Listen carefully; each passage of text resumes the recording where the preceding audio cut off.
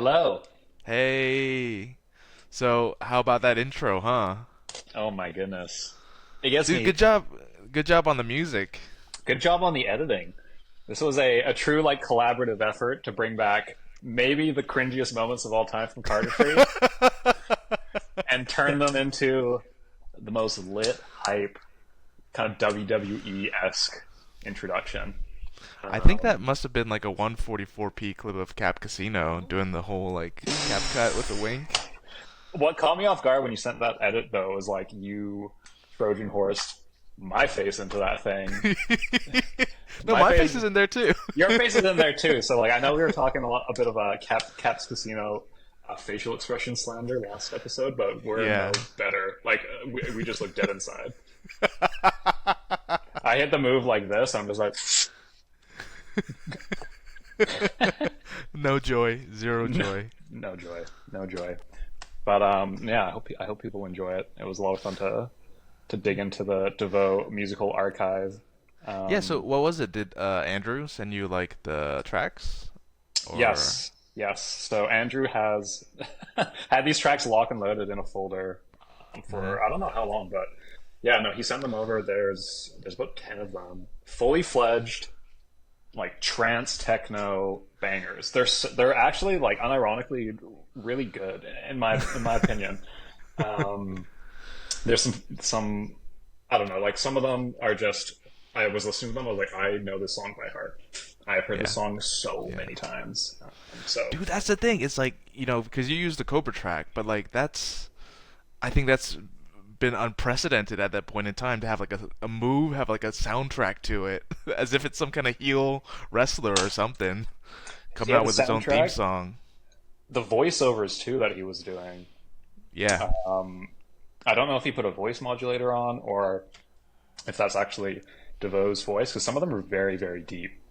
yeah, There's one video I was trying to find Andrew and I used to laugh about it. I can't remember exactly one. I think it was for the Motions concept trailer, yeah, and yeah. it's a CGI slow pan of like a wheat field, and there's like leaves falling, and there's like a giant crucifix, and I can't remember the exact dialogue, but it's DeVoe's voice comes in. He's like, who Oh will yes, I remember this. Who will? And it's I will. yeah, it's like who will uphold like the honor and strength like of the Hand Lords like guild? I I will. will. No, it goes I will. So good. Yeah, it's amazing. It's amazing. Um, so yeah, no. So thank you, Andrew, for sending those Yes. over. Big shouts out to Um, Drew. Cold Big Drew. shouts out to Drew, Cold Drew. I have some funny Darien tidbits to bring up today too. Oh really? I Oh. I just stumbled upon it like 5 minutes Goody, before goody, goody, logging on, goody. so it's all I'm good. excited. I'm excited. Okay, so I guess maybe let's just. I'd like to thank everyone who listened to the last episode. Uh, Yes. Listen to Such the good feedback. whole thing. Amazing feedback. Seeing some of the OG legends come out of the woodwork and drop some really kind words of encouragement. Richard Z commented. Richard Z. Oh, I can't remember off the top of my head. There was some old Cerberus. Fiddling Fiddling Cerberus. Steve. Yeah, Cerberus. Fiddling Steve. Gary A Gary commented. A. Gary A. came out. And I Yeah. think there's actually some Hamlets people that have been commenting, but they go by their legal names now, so I don't actually know who they are. Instead of like Hands of Sorrow, it's like Jeff. Like so. Anyways, Handsome Zorro. identify yourselves by your OG handles if you want the true shoutouts. But yeah, no, the feedback was incredible. Just hearing people that people listen to the entirety of it too. I was like, wow, thank you. We were just rambling. I feel like for an hour last time. So yeah. But yeah, just wanted to give that shout out to everyone who watched and listened. It means a lot. It's nice to provide little things like this for the community. So yeah, Yeah. Either way, I think people like the stories. You know. the stories they manifest in your brain because I think a lot of them are repressed might be the wrong word for it, but I think some of them are repressed a little bit, but they're hidden back there somewhere. And at some point, if you activate them either with a name or a sound like the Devo Tracks or a move or something, they just Yeah. like flood out. They're like, "This is my opportunity. Like, I'm back, baby." So, What's an example of that that's happened recently for you? Like something that just hit that, mm, deep vein thrombosis of nostalgia. well, honestly, it's been the deep dive into the kind of the super hands, Omen, hand lords, ethos, Yeah. lore, everything. Because I've kind of been telling this the hand lords versus magic versus cut kitty story for a couple of years now, just to non-cardist friends because it's such a ridiculous story. But it's all just been off the dome, top of mind, kind of the things I remember. But there was a whole hand lords. It's like a guild or something. Like the forums were such a deep treasure trove of like just almost like fanaticism. I would feel like, but in the best way. Yeah. So just digging through, seeing these videos about, I guess Chappie. Yeah, Chappie. We'll talk about Chappie, but I was been watching a lot of Chappie content, and um, I don't know, The like the acoustic video, the yeah, music. the sounds video. Yeah, that's a classic. It all just comes flooding back to me. How about you? Anything that's struck you in the heart of nostalgia through this research? Well, I was going through the like forums and the videos on YouTube that are still up, and I saw the name Cardman, and I was like, wait a second, I Oh remember my. Cardman. I met Cardman. He showed up at a lecture that Dan and Dave and I did in New York a while ago at Tannen's, and I Okay. got to chat with him at like Chipotle or something, and we talked about the handlords pretty much. And he was like, "Yeah, back then I was like a real big fan of that stuff." And looking back on it now, it kind of feels like I was in a cult at the time, It's but giving cold. it was real. It was real, but it was really cool. He was a really nice guy, and I talked to him like today.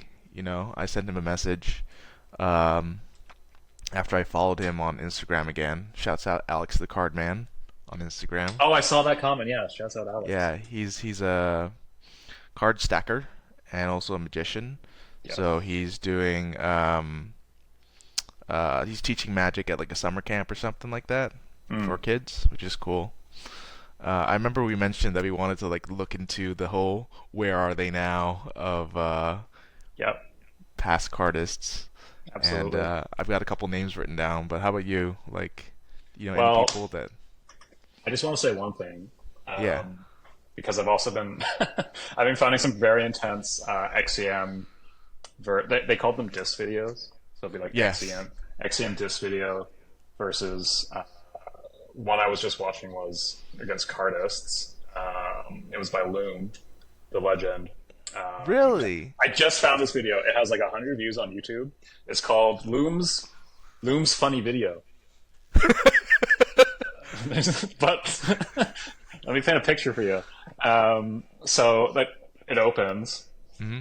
and it's in a dark kitchen. There's a artist. He's wearing like a hood on his head for some reason, and he's doing cut kitty stuff. He's like doing some Dan and Dave moves. He does the worm, and then out of the corner of the screen, Loom comes out with a handgun and shoots and murders the cardist. And I was like, holy moly! And then it doesn't end there. It cuts to another cardist sitting at a dinner table, just like doing some basic moves. Loom comes in. He's clearing the house. He's literally executing an He's entire going Loom house Wick of, on these people. house of Cardis. I think he kills four Cardis in that, and then it cuts to I guess Loom had a green screen and kind of in like the Boulevards of Broken Dreams music video. There's like an Yeah. open road behind him. Yeah. Moving and Loom's just like pretending to walk with like his head bowed and like in solemn XCM shame or something for just giving Lord forgive me for what I'm about to do. Um, so That was yeah. It's pretty shocking. But there's another one by another acolyte of Devo, Turbo Pascal. Turbo Um, Pascal. if you know, you know. Yeah. So there's it's a his disc video is XCM versus Magic, and it's the most ridiculous video I've ever seen in my life.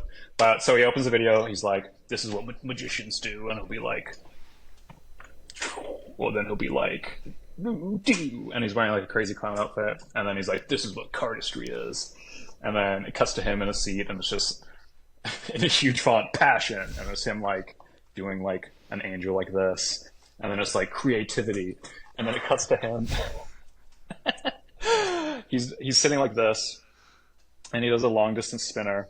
I definitely can't do this move. Catches one here, does another card, catches it in this toe, does another one, catches it in this toe, shoots another one, catches it in this arm, and then he goes like this, and then he does like this acrobatic things with his legs. And he's like, this is my art. But what I was trying to say is, where are they now?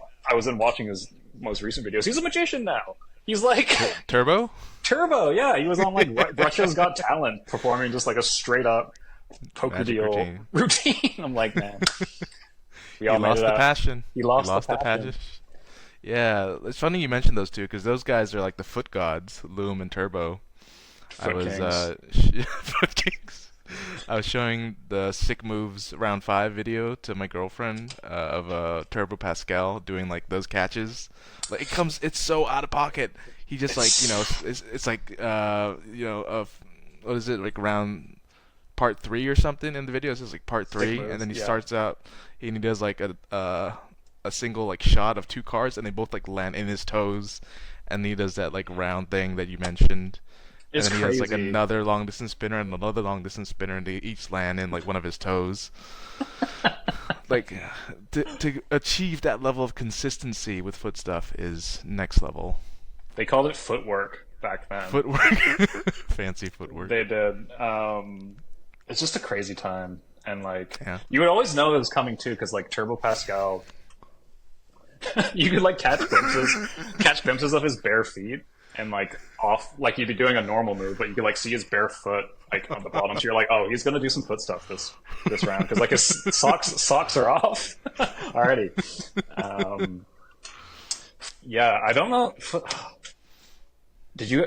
I I want to believe that I've never touched a deck of cards like with my bare feet, but I don't Maybe know. not with your bare feet, but like you've done some foot stuff. Like there's the hacky sack in Portable Playground 2. Yeah, but barefoot. I'm talking barefoot. But not barefoot. No, Cards between the nothing. toes. Nothing that'll end up on Feet Finder. No. It's different. It's different. But No. I guess that's a nice. Okay, in their defense, I don't know if we can fully hold them like truly accountable for the rise of footwork, because you found a pretty in-depth breakdown of the Omen Trial rounds. Yes, yes, yes. The first 6, although apparently the first 8 are on the Cradle to Grave DVD. I Yeah, forget what the latter 2 are, but yeah, the first 6 were first up six. on some archive somewhere that I found. And number And 4 is Foot Shuffle. it's a foot shuffle. Yep, a Shuffled riffle cards shuffle with the feet. using only feet either standing or sitting. So it was like kind of part of their syllabus, Yeah. if they wanted to compete in the Omen. So it can't really. I mean, you can kind of blame them for the foot stuff. It was pretty egregious, but So the same way that last episode we had to explain what technique was to some people who might not know what it is, like I think we have to kind of get into like what exactly the Omen Trials are for people who've never heard of them. yes, okay, the Omen Trials. Just the name of it. It's like the Salem witch trials. Yeah, so the Omen Trials was I believe it was 13 round sequential Cardistry. Oh no, sorry, XCM challenge founded by Devo and his hooded And the Omen brethren. 4. Sorry, the Omen 4. Yes, in the town of Omen in Germany. Omen in Germany. which I believe is a real place. Sorry if Yeah. that's pure ignorance on my part. But yeah, basically, there's these 13 rounds, and you're allowed to compete. I don't know what you have to do to compete. If you could just apply, or if you have to pay money. But various legendary XCM artists from back in the day would take the challenge. They'd fly to Omen, and they'd have to perform these 13 card challenges in front of the Omen 4. And I think the rules were that, so you start with step one, there's a specific thing you need to do. If you complete step one, then you do step two, and so on and so forth. But you have to start with the first step, and you have to pass it to the liking of the Omen 4, which I heard they were sticklers. They were tough. Yeah, like Chappie, who is like a legend in the Handlords and Super Hands community, like only made it like through one step of the trials, Yep. and then like he had the second one and like couldn't do it. Because this is the Andrew slash Darren little tidbit I found. So I found a thread by I can't remember who it was. Some guy was like, should Dan and Dave do the Omen Trials? Like this is the mindset we had back then. It was like our gods could like crush the challenge of their gods. Like Dan and Dave would destroy That's the the Omen Trials. Cardistry version of my dad could beat up your dad. Exactly, 100%. And Darian popped in and dropped some truth bombs. He's like, yo, like, Dan and Dave wouldn't do it. He gave them some grace, though. He's like, he said parentheses, I kind of like Dan and Dave, by the way. This is when Darren was like slowly coming over to the light. But then he said, yeah, like Chappie, for example, who was an incredible XCM artist. And the first round, which he failed, I believe. No, second round? First round or No, he second did round? the first round. He failed the second. So the second round, so first round is double two-hand one-handed shuffles, tied behind your back. blindfolded with both hands tied blindfolded. behind the back. With both hands, yeah. So he did that, and then the second challenge is two self-standing 4-packet sculptures in your hand. So like a square or something like that, which Chappie's also incredible at. Yeah. And, It has to be able to stand by itself. Like after you do the supports and stuff, you have to be able to like let go and have it still stand. Exactly. And I always was surprised because Chappie seems like a type of person who could nail that. But Darien dropped this knowledge that, Andrew dropped this knowledge that it doesn't like you. It didn't matter if you did it correctly. It had to be done to the liking of the Omen 4. And they could just stay like, nah, do it again. So apparently Chappie did it 3 times, like, perfectly. And the Omen 4 just were like, no. No. And he failed. That was it. That's too bad. Man. Yeah. I was Justice for rooting Chappie. Justice for Chappie. Justice for Chappie. I want those shirts. Chappie was robbed. Yeah. I think he could have made it because I'm looking at the list now of the first 6 that I have in this archive.org thing. And third challenge is double cross Cobra cuts, right? Yeah. Which with alternating catching packets, important yeah, part. because in the intro for this podcast, we have the cross Cobra. It's just a double Cobra, I think. Coming So across and it's catching Cobra, it. and then you. No, yeah, you cross, you form them, and then you go do do do do do do. Then you cross, and you go. Yeah. But for the double cross Cobra cuts, you start here and then you catch them like this, like it crosses in midair, and you catch the alternating packets, which is way harder. It's crazy. And then fourth challenge is the foot shuffle. Sitting or standing? Let's see, standing up or sitting down. Standing up and foot shuffling sounds crazy. Like just straight legs, totally rigid, just like you gotta kind of have to like turn your knees in to like get the riffle shuffle going. Oh goodness gracious! Do you wear So, pants? Like Scandal. what do you?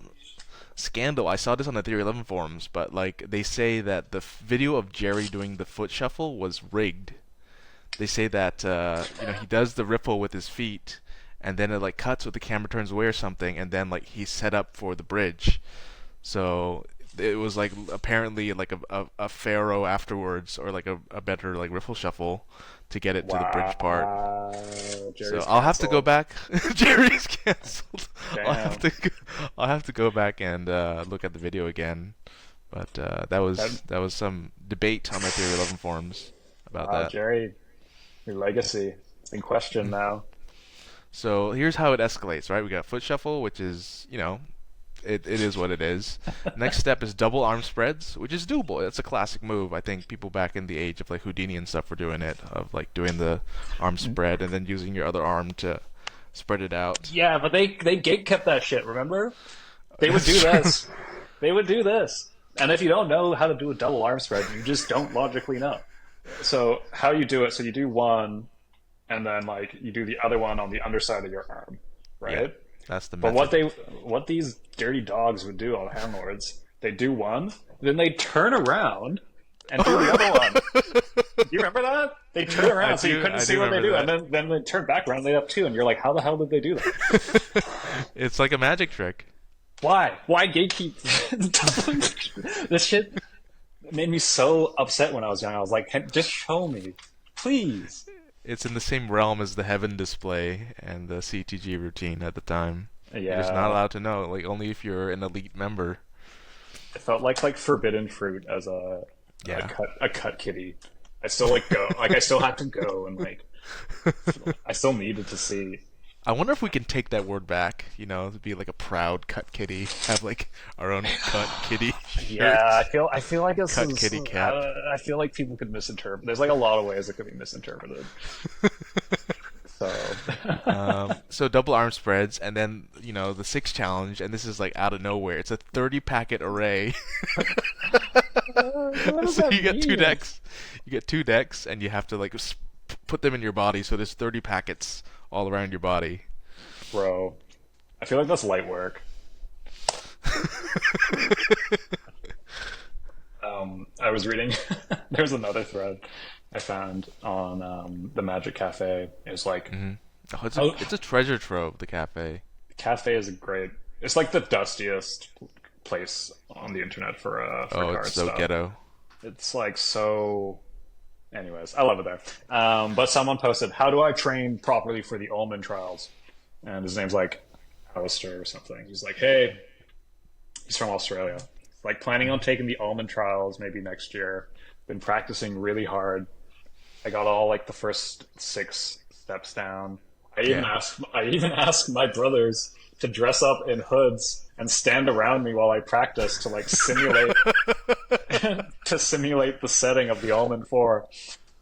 And he says that, and people are just like, "That's normal." And they're like, "Wow, great! That's like an amazing idea to have like your brothers like dress in hoods and hold torches around you in your home."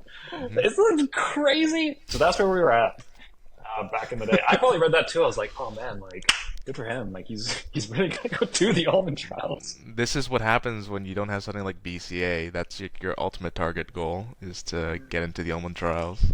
That's all we had. That's Mm, all we had. yeah. I guess until the next. I wonder what the first true competition was in like the card scene back in the day. So there was, Oh, I mean, besides the Handlords challenges? besides the Handlords, like world tournaments, which are great and ahead of their time. Um, there was the Technique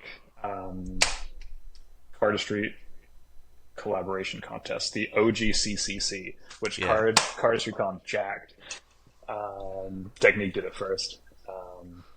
Yeah, So they did. I did some research, and I'm a bit confused because Technique had the CCC, but apparently Theory 11 also had the CCC. Is that correct? Because the one that you and Luca and Spencer were part of was the one that was on Theory 11, wasn't it? Or There was also that was Technique? there was one Were on they Theory 11 as well. Yeah. okay? So there was a Theory 11 one. So there was a Technique one. There was a Theory 11 one.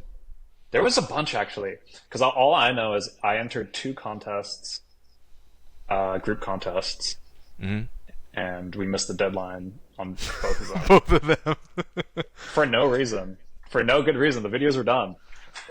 We're just like we were just like edgy like that or something. We're like, like we need to fuck this contest. Like we're going to apply 10 minutes late, You're and never then gonna catch me. we got Sending my disqualified submission both on time. times. Yeah, I saw that. There's like a Theory 11 thread where people are like, "Should we let the latecomers in?" And an overwhelming amount of people are like, "No." It's like no, no, absolutely, yeah. It was like Screw them. 80% no. I think it said specifically, should we let Brendan, Lucas, or Luca, and Spencer in the contest? And it's like overwhelmingly no. Yeah. But There's this isn't a competition video, but like we had the handlers kick-ass videos too, which was, you'd have people like Cam and their names are escaping me right now. I guess like Web Ghost and Digital Artist. Dinu. Dino, Max Lysenko, I think, was part of them. Max Fosenko. There's this one guy's name, or like Jay Rustin, I believe his name was. And there was a couple. Yeah, those videos were incredible. Some of the smoothest like XCM I've ever seen. There was a couple scenes in those too. I remember there was like a combo they did. It was digital artist and someone Digital else, Artist. and they did a 2-person arm spread kind of deck roll routine. I don't know if you remember that, but like what they'd arm spread, throw it up, the other person would catch it. They'd like do deck rolls. This sounds really It sounds when we familiar. explain it, but like they do deck rolls, they spread it, toss it up. But it was amazing. And then obviously like the iconic like now the spread move that Noel does, where like he does Yeah. the double spread and hits it. That was in those. Yeah. And then there's some crazy Max cooking, like before Tobias was like even close to the scene. Max was the guy doing crazy one hand cut, super fast combos. I think he was the first to do it. I'm gonna say something, and this is me essentially, Yeah, I know- essentially canceling myself. But Max kind of co-invented Backdrop at the same time that I did. Oh, Have you seen damn. this? No. He's got a video of him, like, where he ends up doing the flip back with one card, and then he fires it off like that. And so it flips, like, longitudinally. And if only he had done it the other way, it would have caught on. But I got there Right. first. That was all. You're canceled too.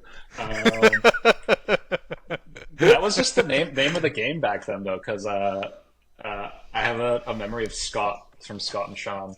So Yeah. The Carnahan fan hadn't been released yet, but people knew how to do it. So the Carnahan, I think how do you do it? So like the way it's in the notes is like you extend the middle finger all the way when you Yeah. pop it. Yeah.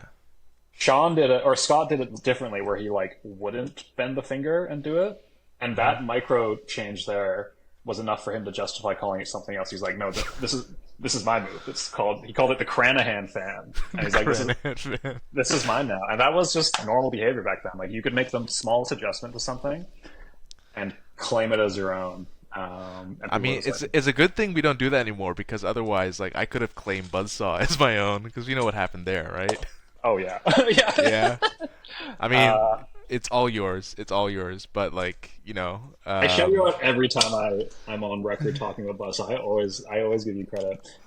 Thank you. For people that don't know, when I was like my most washed up, kind of done with it phase of my Cardist journey, and like I don't know, like 7-8 years ago, I was just done, and I was like, Kevin, this is all I got. This is the last thing I have, and then I literally quit. And I called it Paul spread thing, or Paul under pressure thing, and it was so. This is Buzzsaw. My smooth brain was like, I did it flat to the ground, and I just did this. And I was like, yo, Kev, that's all I got. Like, I'm so done with this shit. And then you came back a while later. You're like, hey, why don't you just like rotate that up and like do it like that? And I was like, oh. And then you could do it, and then you named it, and then you put it in a video, and you made it big. It's just it's your move. It's your move. It's totally your move. But no, I won't be like Scott. Well, crediting it as a concept Oh was kind of yes, crazy yeah. back That's then. that's another thing that I wanted to mention in the podcast is also like, yeah, exactly. Video crediting. People don't do it anymore. Yeah, some do. Some who are I. It's kind of like a an art house, kind of like aesthetic, like artsy thing that people do now. I like it when they do it. It's like I feel like it's like I see it in like an A24 video or something type thing, like the credits roll at the end. It's nice, but yeah, Yeah. people don't care anymore. We saw it a lot in the handlord scene, and I guess this is going back to them. You know what? I don't think everything is handlords. I think this is just where we're at right now, and like Yeah, in our research. But for what we were looking at this time, a lot of people credited the same people in their videos. It's like Jerry DeVoe, Brian Tudor, Ashford Nightel. Like I look at some Darren videos, and yeah, he's crediting like Huron, Ashford, Scott and Sean because he does Job at the Cut in one of their videos, one of yep. his videos, and Bone for the Anaconda. So a lot of usual suspects in these videos get credited. Well, it's actually kind of an interesting little thought experiment to think about it because when I came into it, there was some members of the community who were just so influential that it was impossible not to credit them because like we had basically grown up watching their videos, so our entire style and concept of what modern kind of like um, beyond the system and trilogy cardistry was based around these people. So that was Darren, Hmm. Jonas, yeah, Ashford Needle because spinny tornado moves were in everything at that point. Yeah, yeah, Oftentimes you, Kevin. Those are kind of the core. There's maybe a couple more, but those were the core people that were almost always credited. Scott and Sean as well. Um, it was Dan and kind of like Dave, this obviously. Dan and Dave. Oh yeah, obviously Dan and Dave. And yeah, it was kind of this new like it was this Mount Rushmore of credits. And I remember once, oh, as like a kind of a younger artist that was making a name for yourself, like if you got credited in someone's video that you looked up to, that was like a huge moment. It felt really Hmm. cool to see that. Yeah.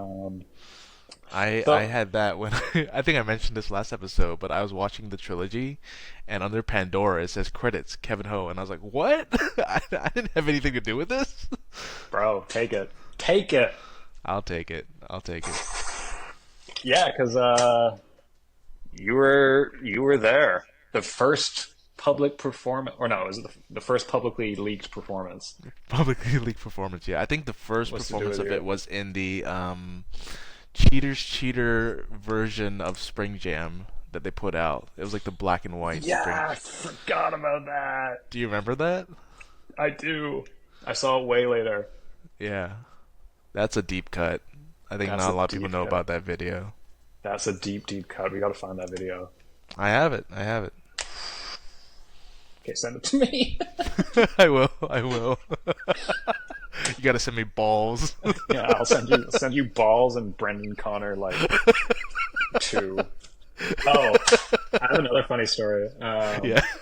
about trading videos. It's to do with me again, but there was another there was another Aviv in the scene back then. It's Aviv not B. Yes, Aviv Aviv B. B. Yeah, He because was our Aviv is Aviv M. That's our Aviv Aviv. M. But I thought they were the same person for a Me long too. time. Me too. And I used Aviv B was he had a lot of underground videos, so he was one of the my main targets for like trading my own stuff to get underground videos. So I would trade I would send him like unreleased Brendan Connor videos that I was planning on releasing, and I had one with it had an Arctic Monkey song in it, and I was planning on releasing this. The song was called "D is for Dangerous." Sent it to him. He sent me some videos. It's fine. A couple weeks later, Aviv, who I thought was Aviv M, drops a video called "D is for Dangerous," and he does this performance video using my song. And I was so mad, and I kind of held this against like Aviv, like our Aviv, Like Aviv M. for a hot minute. And then when Aviv started popping off in the Steam, because Aviv B, I think, was more established than Aviv M for a while. So then Aviv posted some of his early videos, which were ridiculously good. I remember, I don't know if the comment's still there, but I remember commenting being like, man, like like I can't hate like you've improved so much. Like I thought the same thing, but I didn't want to say it because I was trying to be nice. Like, I was like, how did Aviv B get so good? I was like I forgive you, and so Aviv M's been catching strays for a while for me. Love you, I love you, Aviv. Yeah, that's my man. a tale of two Avivs. Yeah, that's my brother for life. Yeah, Aviv's the greatest. So we were Oh, talking about people and where they've been now. yeah. I for some reason remembered Pier Tran, Pier you Tran, know, anti-dagger. anti-dagger, and he still goes by that these days. Yeah. Like Pierre had like one heck of a glow up because I still have that video of him introducing himself on Technique back when he had like little boy Asian hair and like he Yeah. had to use like a little microphone and the video was like darkly not even lit. It wasn't lit, and he was doing Anaconda and stuff in his bedroom. And then now he's like a rock star, super Yep. duper multi talented. He's got like Yep. He's cool as insane fuck. amount of followers everywhere. And it's coolest. Yeah, he's the coolest guy. And he was actually in a school project that I did for my filmmaking class at Chapman University in California No way. because he lived near me. So he was like one of the first cardists I met when I came to the area. And he was the Hmm. guy who introduced me to In-N-Out Burger. He introduced me to the magic shop at the area called Magic Galore and More, which is where this podcast gets its name. Magic galore and more. Magic Galore and More. And yeah, Pierre is a super nice guy, and he was in my school project. I think I called it like Route 52, the Yeah. video, and it Yeah. was just like a partial interview with Pierre, and like shot like some of his performances. Maybe I can include like some of the clips in here. Roll it, roll it. So cool. Yeah, no, Pierre was one of the OG kind of swagged out Asian boys that I thought were like super cool and inspirational back in the day. I think people like Pierre walked so the legends like maybe CJ, CJ and Benji could run. yeah, Just like this, like bros on a different level. super cool. It kind of had like hard elements of like skate kind of. I don't give a F type energy stuff. Hmm. He was really ahead of the curve for that. I remember he had talking about cars. Sounds so weird sometimes. He had a massive anaconda. That anaconda. Yeah, yeah. But he was super young, so I remember him being this tiny little kid, but like he bust out this like massive anaconda back in the day. And then he linked up with a couple other legends, Bacon Sizzler, the Bacon god, Sizzler. and dropped the Putnia series, which were amazing. Like kind of like some of the I don't really remember Putnia. Like it sounds familiar, but I don't really remember it. Can you tell me more about it? Yeah, it was just so it was Bacon Sizzler, Pier Tran, and forgive me, I forget the other fellow, another cool fellow.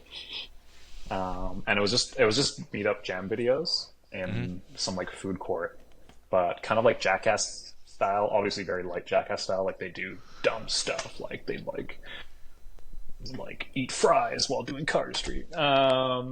And but the moves they were dropping were crazy, and they were doing like kind of unconventional elements of really hard slight moves. There was a couple legendary slight moves back in the day, like anti pharaoh, which were What? which are like heavily Really? talked about back then. Yeah, they do like anti pharaoh, and then into like a giant fan or something. So it's just like a Yeah. flex on magicians being like, I can do your move better than you, and I just do like a dumb, ugly cardistry move after.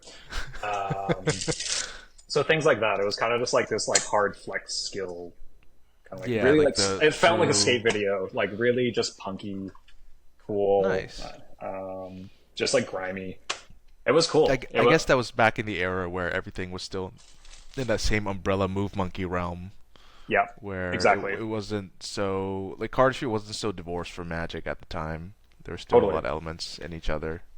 Totally. Yeah, it wasn't polished. So when you think of the modern cardistry video now, there's the gold standards are Anyone and Fontaine, and then obviously Virtuoso. So like those are kind of like the three core genres I think of modern cardistry video, and most new brands have just like kind of taken pages from some of those, but I think like those are kind of like the similar styles to the OG Fontaine videos, like the Fontaine jam videos. They're very just like free cam, goofy, fun, but then insane card moves throughout. So Nice. it was refreshing to see. It was just like a step away from the webcam era, which was Yeah. The top down, like I mean, that defined Darren for like a large part of us and back in the and, day. and Darren and Jonas like perfected the art of the webcam video. Honestly, You and I were talking about this, and we mentioned how every time there was an Ace production, they'd have this like glow effect yeah. that would permeate through the video. The Windows Movie Maker like Yes, solar flare. Sony Vegas. Yeah, I remember I illegally downloaded Sony Vegas because I thought that's what you needed to make a card video. I got it on demonoid.com. Demonoid.me. .me. Yeah. Yeah, because Darren, I think Darren was considered the best editor back then. Yeah, it was to the point where on Technique, a 5 out of 5 was considered like a Darren if you A got like Darren, that a ranking. I remember that. Yeah, and it was crazy to see his growth too, because then Darren started. Correct me if I'm wrong, but did he do the editing for a lot of the Virtuoso Yeah, he did videos? all the editing for the Virtuoso videos.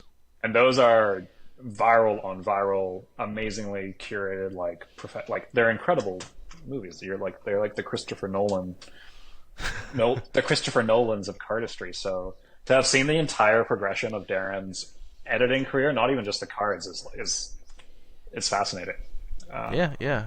Yeah, no, shouts out to Alan. I've been having some great combos with Alan recently, Alan Hagen, and he's been reconnecting with Richard. I don't know how much we should say on this, but it's been very cool to hear, Richard, if you're listening, that you're still, even if it's on the periphery, you're still involved somewhat in the card scene.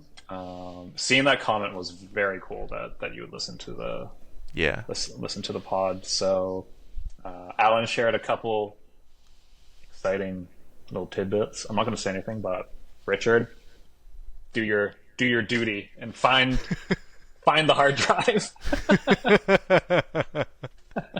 Yeah, I think I know what you're talking about.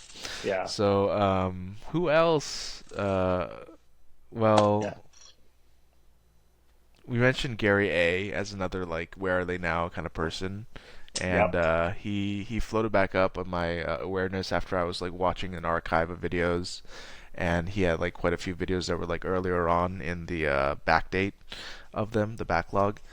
And I contacted him recently, and he seems to be doing good. And the guy is he's jacked, he's buff now. yes. He's one of the. He hit the. It's not that rare anymore, but one of the old OG Cardist flowcharts was do cardistry, quit, get really jacked, and then come back to cardistry.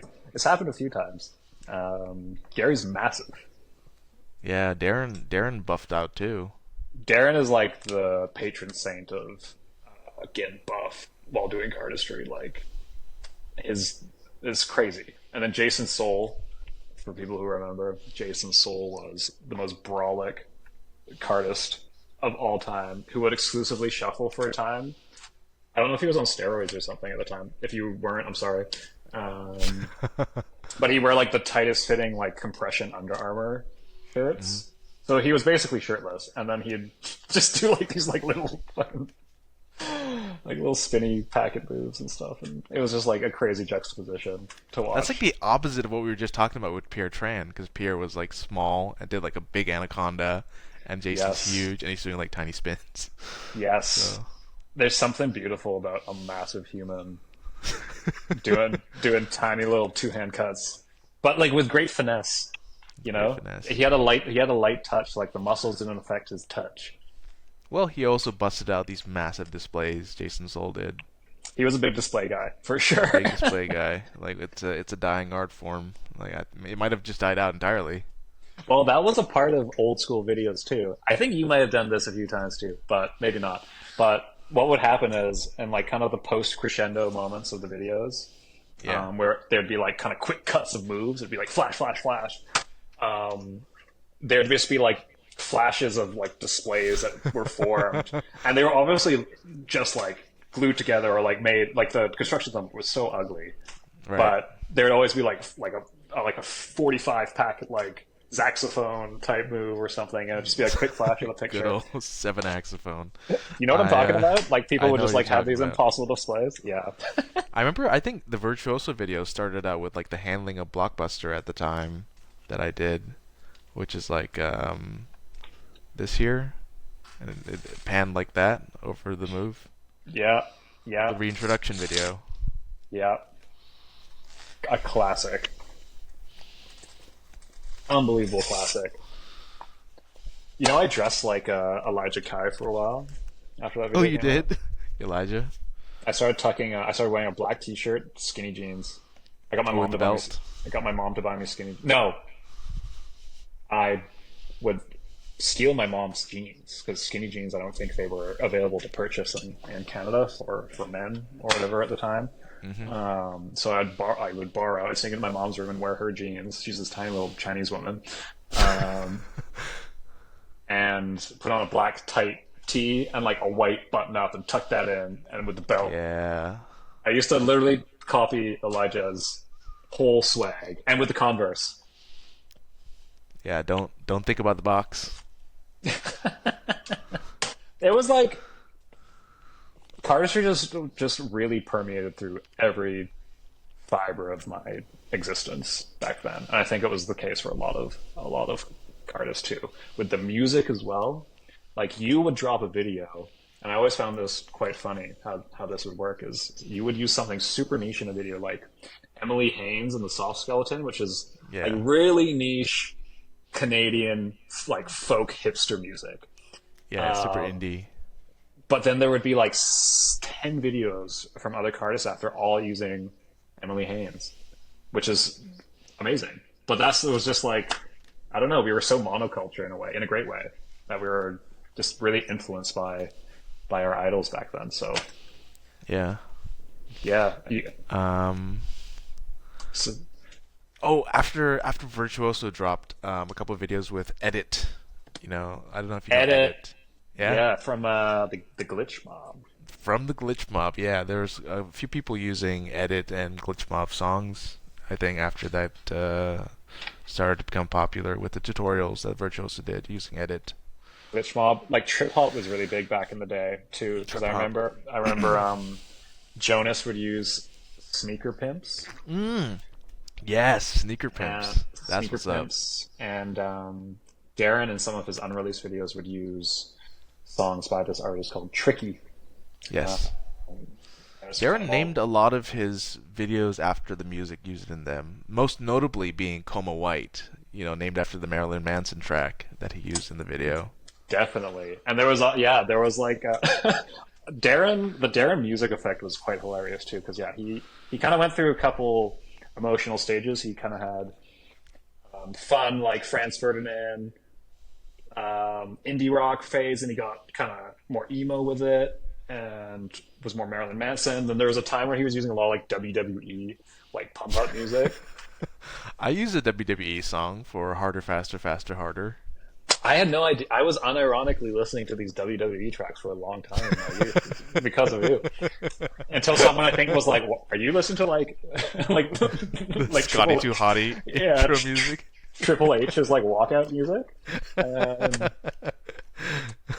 and yeah, no, it was like some of those songs are some of my favorites. Like I listen to them all the time. Like when I started producing music and sampling and stuff, like some of the favorite samples I've picked from are like just old songs like Darren or Jonas would use and stuff like that. So yeah, it's like I think that's kind of like the beauty of thinking back on this too, is like it goes beyond just the cards. I have so many artistic memories, whether it's the music or just funny posts or Yeah. contests or the moves. Like it's this whole beautiful tapestry of nostalgia to look back on. So, Yeah, but yeah, absolutely. Absolutely. And there's still content coming out like every day. I mean, there was that recent controversial post on Instagram about, cardistry fading, but I don't think it is. I think that, yeah, you know, no, we still have Ekaterina going we got strong. ECAT, We we got got Ecat ECAT. 1.6 million followers. Shouts out to ECAT. Yeah, she's doing it right. Let's learn. Let's learn. Yeah, let's learn. This is Philly Shuffle. Yeah. Let's learn. She was a handlord. She was but she bridged the gap. She was like the avatar. She was she was on both sides. Yeah. So no, I the Philly Day Feliday. shuffle Yeah. was insane.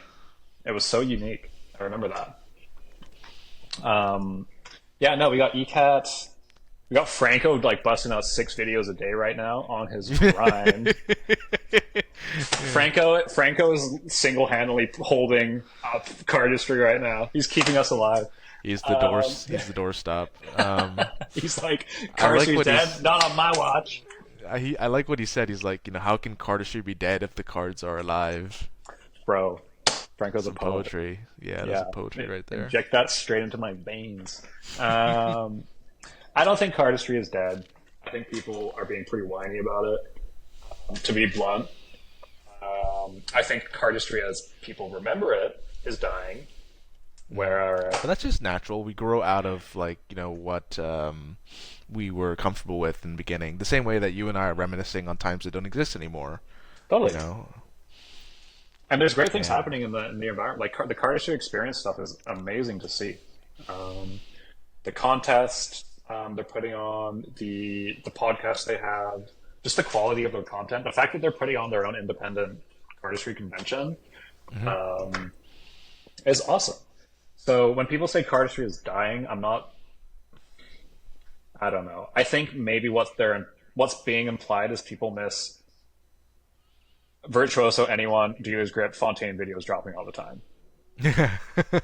To be completely honest, I think that's kind of what they miss, and kind of the waves of inspiration that would come with those. Because I remember like when Jet Packets dropped, for Ooh. example, Yeah. it just like completely changed the meta like immediately. It's like this 3 packet era. Everyone's kind of like bonding over these new same mechanics, this new style. Same with Tobias Mix '08, Mix same 08. thing. Yeah. It's kind of this like meta shifting moments that just inject inspiration into the community. And I remember like on those videos too, you always would see these comments being like, "I'm so inspired right now. Like I've been chefing it for 50 hours straight since watching this video on repeat." Stuff like that. Um, so I don't know. That's kind of how I see it. Yeah, There's like a no, missing of that. there was a number of like milestone videos that have come out, and we've had that back with the Technique days as well, and a lot of people, you yourself included, have mentioned like Virtuoso Reintroduction as one of those videos, which I was glad to be a part of, Yep. and Fontaine Fam was a big one in recent times. Same with XCM. XCM Yep. was otherworldly to watch in Hong Kong when it dropped. Yep. But what are some other milestone videos for you that really influenced you coming up? Yeah. I mean, so coming up on Come Up, Technique Days. The video I've watched most is Comma White by Darren, which we've mentioned a few times. Yeah. It's just like a really clean take of like 2 hand cuts. It's like it's aged very well too. Like he's just doing tornado variations. He does Mockingbird variations. He's doing Ace productions. It's a very modern looking video, and he is slaying them cards. There was another one by Luca K, who was in Yeah. a battle with, I forget who it was against, but it was just like a friendly battle. and Luca drops this video one morning right before I go to school and calls it DE_battle. And I think it was in like 2007, maybe. And it's just Luca doing these two-hand cuts that incorporate all these like kind of one-card spins. Very, very unique, like one-card movements like that hadn't really been done. And it was so tight and well thought out and structured, and that just like switched something in my head. I was like, I want to do one-card moves now, and I did, and that's where I went for a long time. So that's kind of like where I see these pivotal moments, is like I can associate them with like drastically shifting, not necessarily the direction of my cardistry, but how I see like the potential of what I can do, or maybe like a slight refinement to my style. And it's like these like steps of progression. And then like with modern cardistry, yeah, sorry, go ahead. Oh no, I didn't mean to cut you off. What were you saying? Oh no, I was just gonna say, I'm like with modern cardistry too, like the videos like Jet Packets and like any of Nick's video. I'm like Nick's biggest fan. Like any Nick's video. It's funny you mentioned that, because I was just about to say that Nick was really influenced by NAF style. He said that was kind of a big turning point for himself when it came to like wanting to do the kind of cardistry that was in that video. So you guys influence each other, which is fantastic. It's my son. That's kind of no, that's kind of how I feel about Dimitri. Yeah, totally. He got started with Void Deck, and a while later I've been watching Opera and Silent Transition and picking up on Riffle Fan, and it's just really great stuff. Void Deck was unreal when you dropped Void Deck. Oh my goodness, I watched that so many times. It's good vibes. It's good vibes. That was the Emily Haynes video. That was the Emily Haynes video. Great music track too. Thank you. Well, how about you? Like, what do you have any kind of like pivotal video moments that you remember? Spring Jam back in 2004, when the Bucks dropped that before the system came out. Like, it was so good and unprecedented that Huron thought it was CGI. I watched it and I was like, "Oh my God, Huron, you have to see this!" And I showed it to him, and he was like, yeah." And I was like, "Are you not impressed?" He's like, "Wait, that's real?" Oh my God! And then he started freaking out. So Spring Jam was a big one. Same with Bones featured artist Superhands video. Oh, with the Rob Dugan? Yeah, the Rob Dugan, and he's like, "I used to be a little boy, 1,882 years old." And it comes out so out of nowhere, because the beginning of the video he does the double the Paul spread, which was like to me. And then it's like cuts like when I was a little boy. Yeah. Crazy. That's a crazy video. Oh, do you remember? He was in the Verts. What, Sylvester?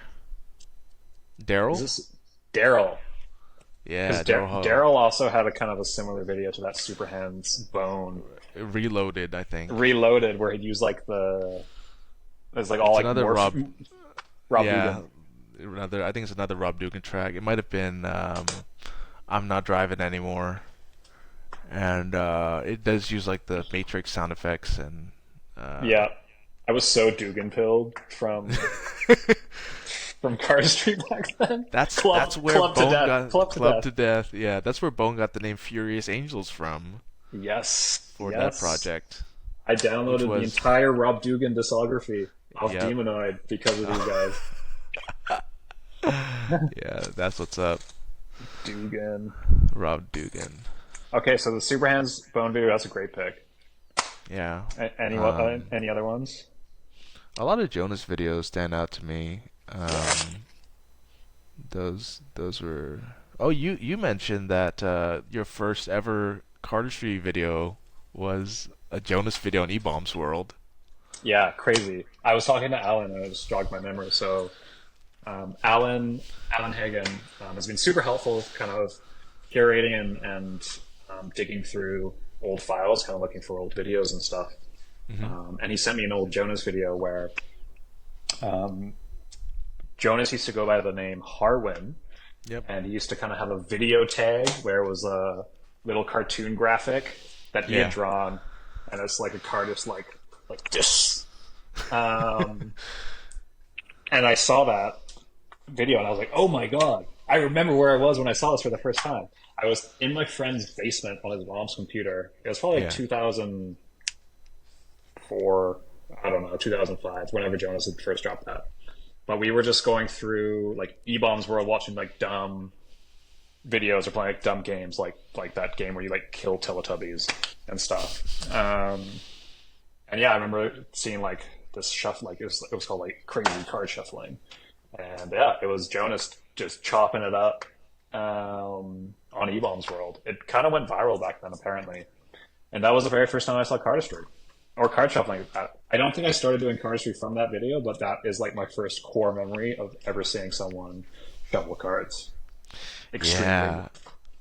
I didn't get into cardistry the first time I saw it either. I was in primary school, like around like sixth grade, and I saw my friend do the ribbon spread, and I learned it from him, and I loved it, but wasn't inspired to go beyond that because, again, like this is pre-YouTube. I didn't know about Magic or didn't have Yep. access to books and DVDs at the time, so I just didn't know that you could progress beyond that. I just thought it was a one-off trick that you could do like card stacking and whatnot. Yep. Yep. And then I got into Magic in 2002 because of Jaspis. We were in the same class, and Outside Jaspers. shouts out Jaspis. We were in the same class, and later on, I saw Brian Tudor and Cap Casino on video, but it seemed too hard at the time, Yep. so I kind of gave up. But then I met Bone, and he showed me what the hell happened to Sybil in person, and I was like, I don't care what it takes, how long I'll have to practice. I want to do that. So, That should be the name of your next video. And then I met Bone. and then I met Bone. Bone? Uh, The way people used to talk about Bone. Bone was I came in a little bit after Bones. Like, I don't know, when he was like the top of the top. mhm. But people used to talk about Bone like he was literally fucking Jesus Christ. Like, it was crazy. And like Bone was like this like Devo was this deity, and then he was like chaotic evil, and then Bone was like chaotic good because they were kind of within the realms of XCM. Yeah. But and they both have this kind of the same intense like dark. I wear a hood and I shuffle in the dark alone with my knives Mhm. energy. But Bone just I guess like wasn't a hater or something, so like people liked him. Yeah, it was Oh. interesting. It was kind of cool to have these like people, like these ethereal beings to that people would talk about in a hushed tone on the forums. It was great. Yeah, because I had heard about him before I met him too. Like I had heard people in the local Singapore circuits like talking about, oh, Bone just got back from Vietnam. He's in town right now. And I was like, oh, who is this guy? What does he do? And it was very vague and shadowy. And then when I met Yeah, him, I didn't know who he was. I just saw this lanky, tall Vietnamese dude, and he showed me some stuff, and it, blew me out of the water. It wasn't until later that I put two and two together, and it's very um, strange knowing Bone in person because he is a silly guy. He's very eccentric. yeah, Yeah, he's got his little things that like last time I saw him was in Vietnam in 2020, right before the pandemic hit, and we had dinner and drinks, and at one point he's talking about like boy, your body is the phone, and the signal it come from the sky. Look, the water can fly. And he speaks in riddles, that man. But I would listen, and I would. I'm a student of Bone for yeah, the rest of my for life. sure. So I found this. Dimitri sent it to me a while ago, and it's his little this timeline maker trial. It's a timeline that he put together of moments in cardistry history. Dimitri put this together. Yeah, Dimitri put this together. All right. So, in starting in this is like modern cardistry, so we're not counting like Fred Capps and Houdini and whoever invented Yeah. the spring and riffle shuffle and swing cuts. But in 1999 we have Show Off 1. Then in 2001 we have Show Off 2, And I saw those around the same time because I think they were both out on like a VCD that was sold at like a magic shop in Singapore. Yep. So I got to see like the Sybil and like YTVN and 1999. yeah, I Oh was my 11. god. I was 11. Brian is a god. Okay, sorry. Keep going. Keep dropping. Also in 2001, Handlords is created, Damn.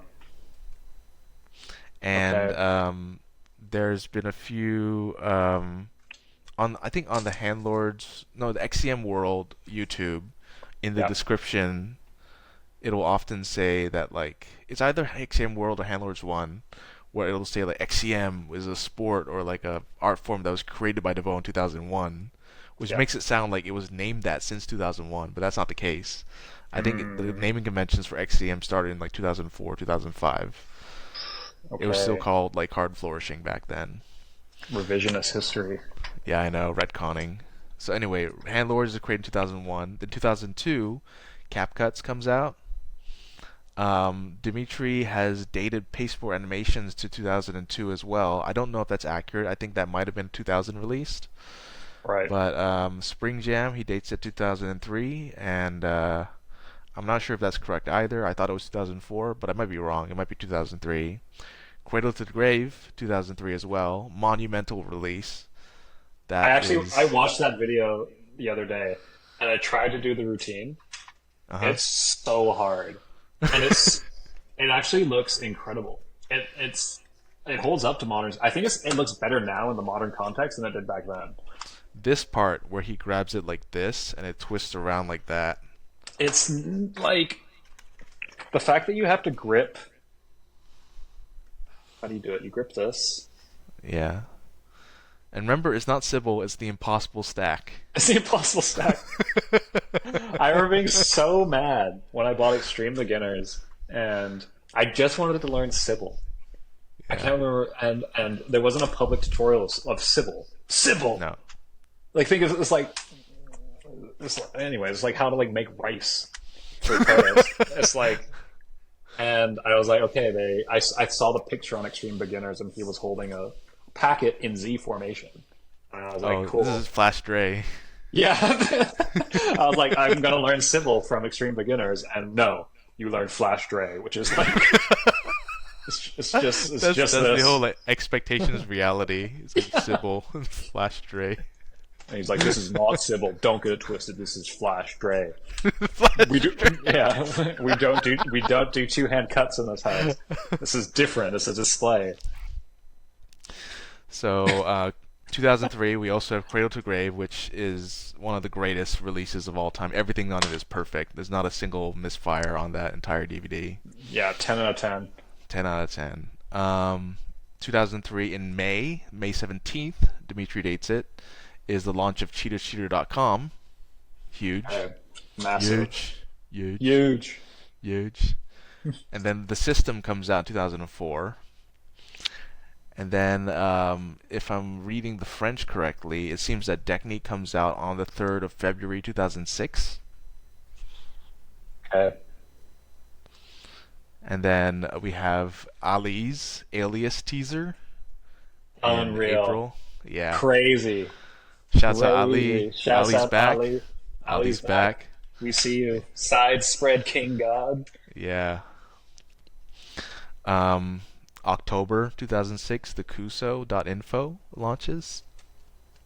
Shouts out my man. Yep. Alejandro. Also in October, Daniel Madison Lethal comes out on the 31st.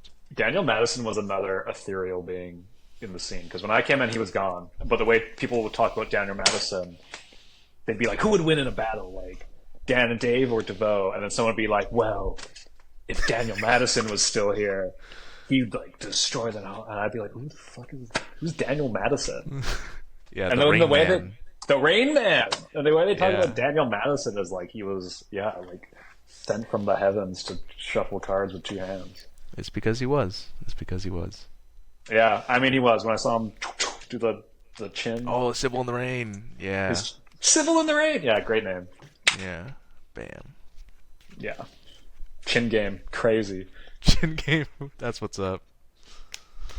Then in 2007, we have unforgettably the release of the trilogy by Dan and Dave, Tricks and Flourishes and Everything Else. Monumental. Mm-hmm. That's what got a lot of people started, or at least shifted from like Magic into Cardistry. Yep.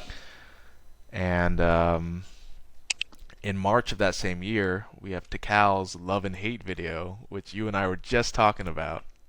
You can't run, you can't hide. Yeah. For those that don't know, you want to explain the Tikal video? You'll do a better job than me. All right, Tikal. So Tikal, I don't know his full background, but I believe he was a student of Devo. So he was a Handlord, Super Hands, XCM extremist. And him and Devo, something happened to the relationship, and they got in like a really aggressive, toxic beef. So Tikal, what you would do back then on Handlords if you got in a fight with Devo, you'd most likely get banned by him, and then you would come over to Technique and be like, "Hey guys, like, sorry I like said all those crazy things about you, but like, can I?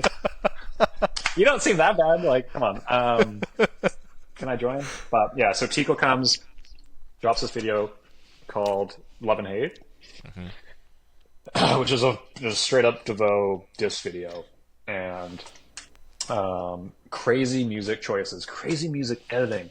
It was kind of like a hip hop cipher type thing. So he opens up, has this hip hop sample, and then it cuts to a DMX voiceover. And I still to this day don't know how he did it, but he like modulates DMX's voice to get whatever word DMX is saying to say Devo. Yeah. So it's like, "Hey, Devo, like you scared, like you think you could run, but like you can't."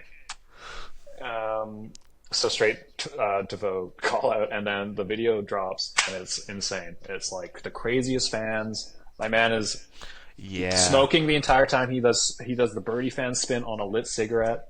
He's using Immortal Technique music in it. It's just super raw. And then I think he's in prison now. So I hear. That's what I heard from Andrew, that he's in prison. I hear he's in prison.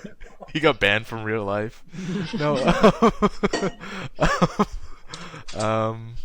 Yeah, the level of fanning back then was unreal too. Like Siamese Siamese fan? Yin Yang fan. Yin Yang fan. It was like that. Oh, I'm not an XCM artist. It was crazy. It was kind of like what was it? It was like that. Oh, that's Yin Yang fan. It's Tobias. It was like that. No, that's a Wu-Tang fan by Tobias, right? Wu-Tang fan. I'm old. There's a Yin Yang twin fan, Siamese fan. Yeah, no, it was groundbreaking. And again, that was a moment too where I think like a lot of the not animosity, but there was a mutual respect growing from the Cut Kitties and the XAM artists just based on talent. And I think talent was being recognized more openly back then, because when that video dropped, Technique was blown away. It was a crazy video. I think it probably was a way for people to kind of get in on the scene too, because I think for a lot of XCM videos, this was before YouTube. Sorry, this was before YouTube, so people had to be on the Handlers forum to see these videos. It was kind of gatekept in that way. You had to be a member. But having this posted on Technique, which is more open, you didn't even have to have an account on Technique to watch this. I think you could just like be on the website and lurk, and to see these videos there, you were let in on this world of like just insane manipulation. And the fanning techniques at the time were like not just from Tikal, but like most people of that caliber, they would do like a simple pressure fan, and it would be immaculate to have like the fan be so evenly spread and large. I think that we joke a little bit about Ardiencia, the guy from the Juku Ija video who shoots himself. Another really out of pocket moment. Yeah, self gun violence. He self-loomed himself. He self-loomed himself big time. But even the thumbnail for that Juku Ija video has like these really good fans in it. And I think there's something about it that people just really resonate with. Just a good fan is very commercial. it's an interesting point. Maybe this will be one of the. I guess we've been talking for a while now. Maybe this will be kind of a closing thought on modern standards of what you were expected to be good at back in our day versus now. Because when we were coming up, thumb fans, like people were militant about how you did your thumb fans. It wasn't just like this. It's people would cock it back as far as possible. Yeah. You put a You little have bevel in there. the bevel. The bevel. Like Darren had massive fans. I Yeah. remember. Yeah, this deck is kind of poopy, um, but yeah, you'd have like you try to get every single card exposed. And Yeah. I've been at conventions where some people being like, "Whoa, your fans look crazy." And I think that's just we put emphasis on different things back then. Same with L Yeah. cuts, like we mentioned. Yeah. L cuts, very bad habit. I know a lot of people, modern cardists, can't do the very bad habit move. It's hard. Yeah. Like It's hard like to do that. it like multiple times because it rides up on your thumb after a while. Um, but these are all just the standards that we have to know. So, Revolution, Kryptonite, Yeah. all that stuff. But now it's I like phased, phased and skirt.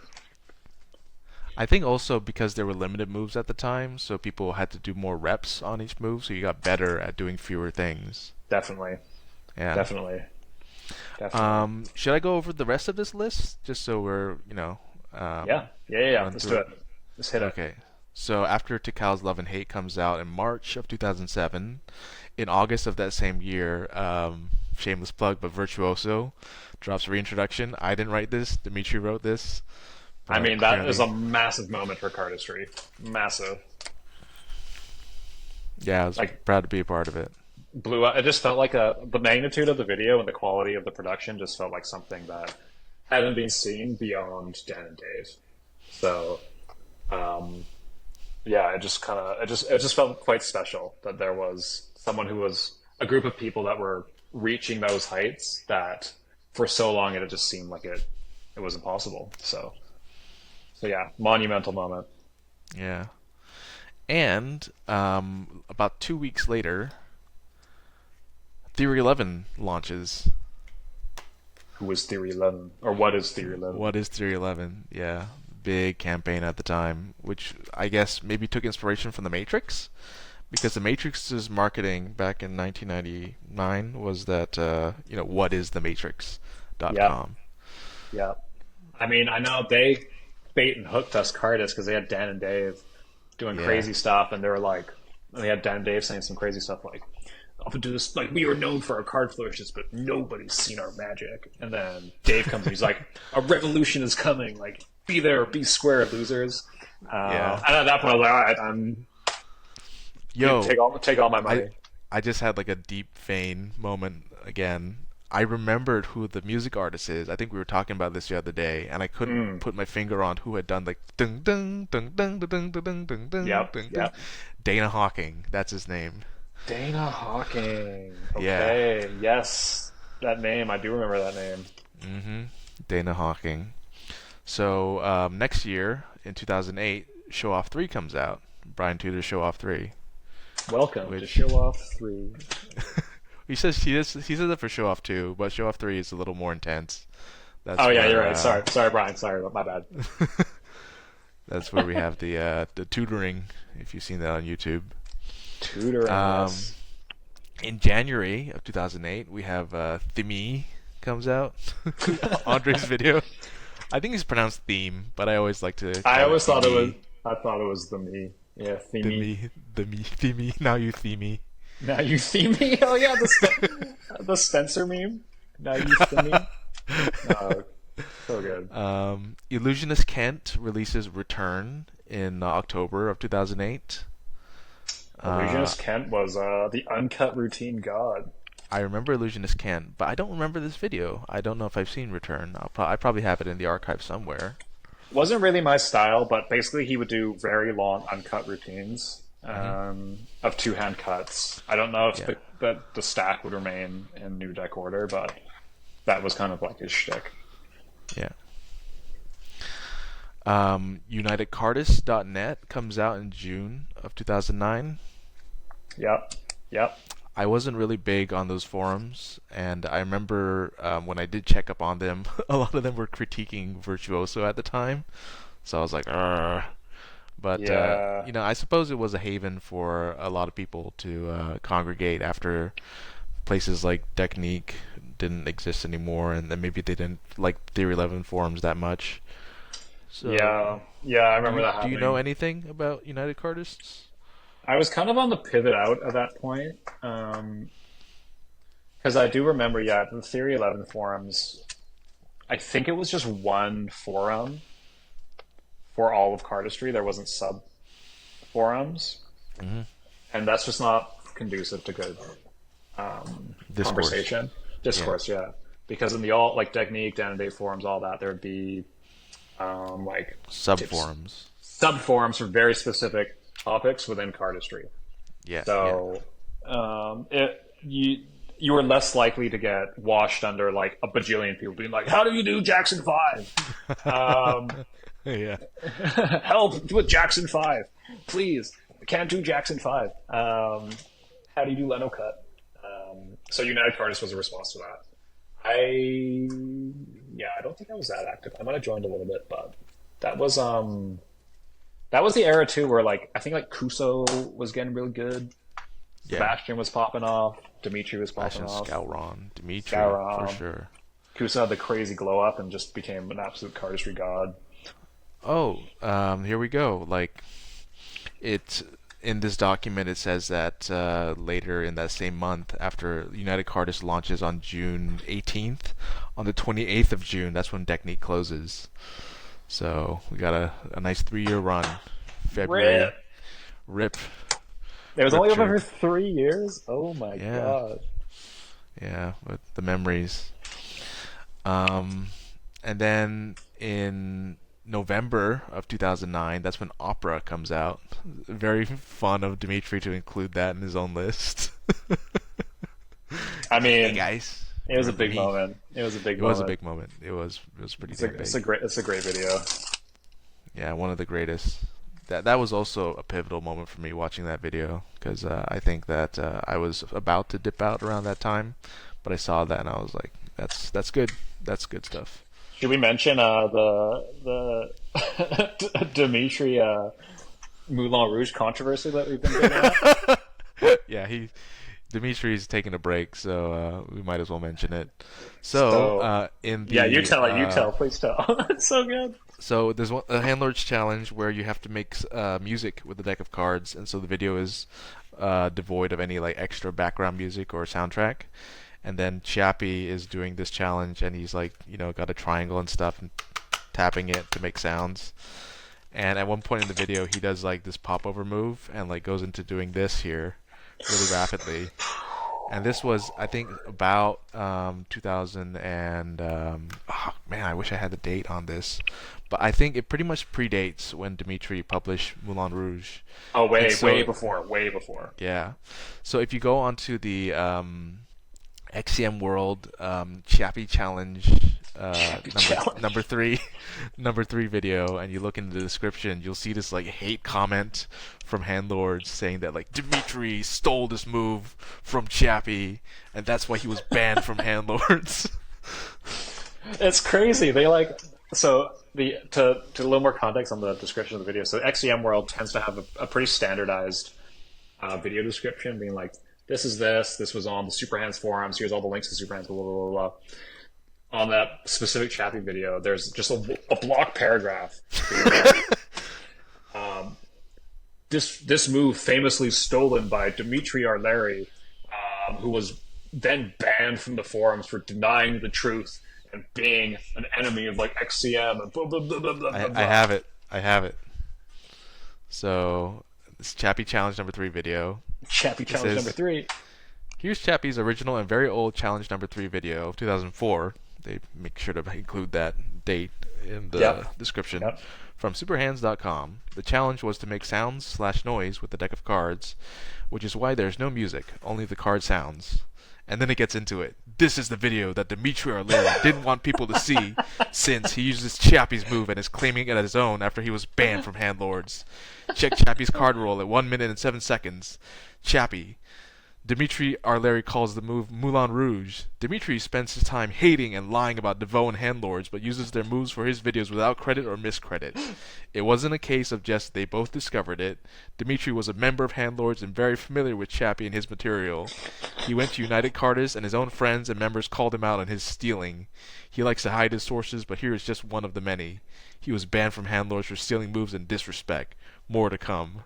Like, just straight out savage. No mercy. I'll say it till the day I die. Justice for Chappie. Justice for Chappie. He got screwed out of the Omen Trials. The Chappie erasure of the cardistry community is criminal. Justice for Chappie. Justice for Chappie. Chappie. So, yeah, opera. Back to the list. Anyways, yeah. Shouts out to Dimitri. We love you. Shouts out to Dimitri. Even if you're a dirty thief.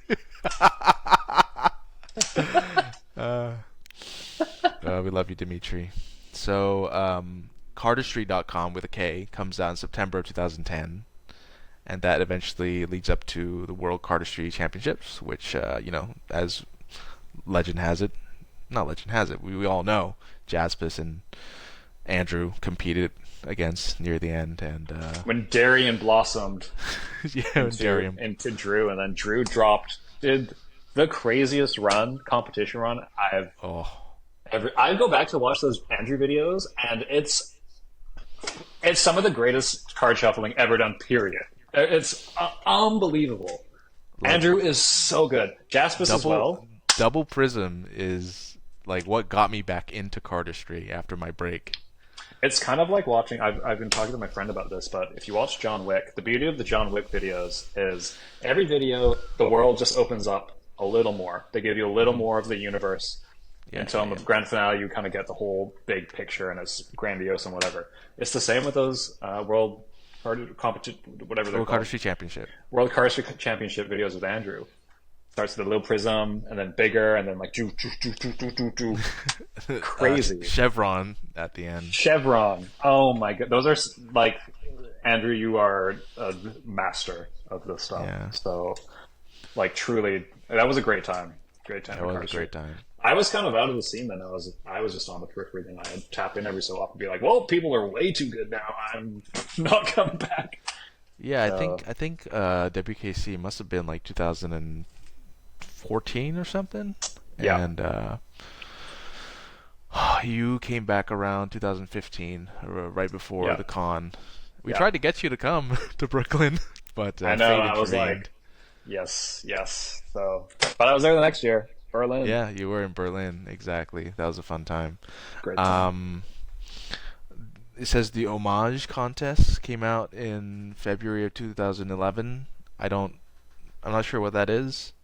What's it called? Can you say that again? The Homage contest? Does that sound familiar at all? No. Sounds like Sounds like some handlord shit. I don't know. I think it might have been like a cardistry thing. Homage to Devo. Maybe. So the Homage contest launches in 28th of February and ends in 19th of April. And then on the 13th of October in 2011, the Cardistry Deathmatch 2011 launches, which I think Rama won eventually. Yeah. This also, I think, was the same contest where Ladislas and Tobias went up against each other, which is a bit of a controversial instance. Bootygate. Bootygate. Yeah, maybe we won't get into it this episode. We won't get into it, but real heads know. Yeah, real heads know. The Cardistry Deathmatch ends in May of 2012, so it goes on for, I think, almost half a year at this point. Oh my god. No, that's like 5 months, 8 months. Wow, that's a long run. Oh god. And the second last thing mentioned on this timeline is Spencer Clark's Odd Man Out video coming out in October of 2011. First viral video. Yeah, probably the first viral cardistry video. I think by like modern definitions of internet virality now, it was the first like multi hundreds of thousands of views video to get out there. Shouts out to Kuso, shouts out Yeah, shouts to Ladislas, the Ladislas for editing it. and of course shouts out Spencer for dropping one of the Yes, greatest videos of all time, like game with changer. Dopener. I With love Dopener. Dopener, the And the editing like shuffling Sybil. dumb. The double 360 fan into Oh yeah, into the my god. and Lynx. Lynx. Links. Yes, yes. We Was IKEA in Odd Man Out? no, that was in a portable playground too. I know it was in Portable Playground too, but I wonder if maybe he also featured it. I had seen it somewhere else before that made me want to include it in Portable Playground too, but maybe it must have been like in an Instagram video or something, It might have or been. I think it might have been in the he's Dan and Dave like oh featured artist in, video. into the woods or whatever. Into the Woods. Man of the Woods by Spencer Clark. Yeah, it was. I was so proud of Spencer when he dropped that. Yeah. It's like he's so good. Spencer used to be on the in the chat rooms too, and he was this like hidden boss of Cardistry. He'd just be like, "I got this concept," and it'd be like 50 spinning cars, and like he was like an engineer of Cardistry. It was For astounding. sure. I like what Spencer said, which is um, create the move, film the move, never do the move again. Yes, that was because Aviv and Spencer are like this, and I think Yeah. they influenced each other's style and Oh, I philosophy a can lot. see it. So, I can see so it. Aviv has the same philosophy. Because I remember Aviv was trying to get me to film or like, we were talking about maybe filming a solo video when I was in Berlin, which I was not ready for. I'm still not ready to film a solo video. Um, and Aviv was like, "Yeah, you just like record the video and or record the move and never do it again." I was like, "No." I was like, "What is this?"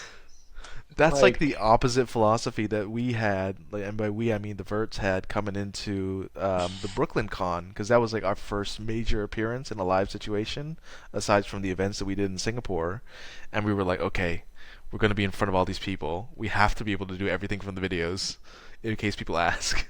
it's So, different. It's a different time. It's so like Darren's like practicing slice and stuff, and water wheel, and I'm like busting out riffle fans to make sure I got that and bloom all down. you gotta. It's the cardistry nihilism.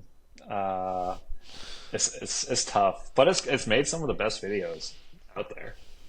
Like a lot of Noel stuff, will probably never be hit again. A lot of Aviv stuff, like Aviv. What's he called? He's called it FedEx, where he Yeah, FedEx. hot Yeah. shots the cut, taps it behind him. Like for a long time, he can get that more often now, but I think he took a very long time to get it. Oh, fun little tidbit. This is like a little anyone behind the scenes, but in XCM hmm when Aviv, Oh, it throws the he, card and splits in two. yes, apparently that took like a long time because they want it. If you watch it, it splits. It like hits a crest and then it splits at the perfect time. Yeah. So Aviv just being like the amazing artist that he is wanted it to be perfect. So yeah, they just grinded that out for Yeah. a long time. So never to be hit again. Yeah, I remember when we were shooting liquid paper, there'd be a couple days where we just spend the whole day shooting like just a few moves. Just not because we failed at it, but because we wanted the perfect take. Exactly. Because the videos are Exactly. going to live forever. They're going to be on the internet forever. So Exactly. you might as well Exactly. do what Frankie said and get it right the first time. Yeah, exactly. It's always worth to spend even an extra couple hours to get the perfect take, if you can. Is that the last thing on the list? To talk about or the timeline? The timeline. Is lasting on the timeline. There's still other topics, but we've been talking for a bit. We could take a break and pick up on a future ep. That sounds good. Maybe we'll have a guest next episode. Maybe Yeah. not. Well, yeah, time flies when you're just talking that good talk about cards. Yeah. So again, yeah, I hope it wasn't too rambly again. I think we were pretty on topic this time. Yeah. And people can find you on Instagram at Bren Connor. Brand Connor, Conner. Conner. Yes, and they can find you on Patreon and on YouTube and on Instagram at Kev does cards. Kev Does Cards. Yes. And then, yeah, I guess for anyone who's made it this far listening, if you have any questions maybe that you'd want us to look into, feel free to comment them. If there's anyone you'd like us to speak to, I know some people have been offering suggestions and questions already and giving suggestions for potential guests, but if there are other people who have ideas for that, that would be amazing to hear. So comment below. All right. Thanks so much, Brendan. Thanks, Kev. That was great. Yeah. All right. Talk next time. Talk next time. Bye. Alrighty.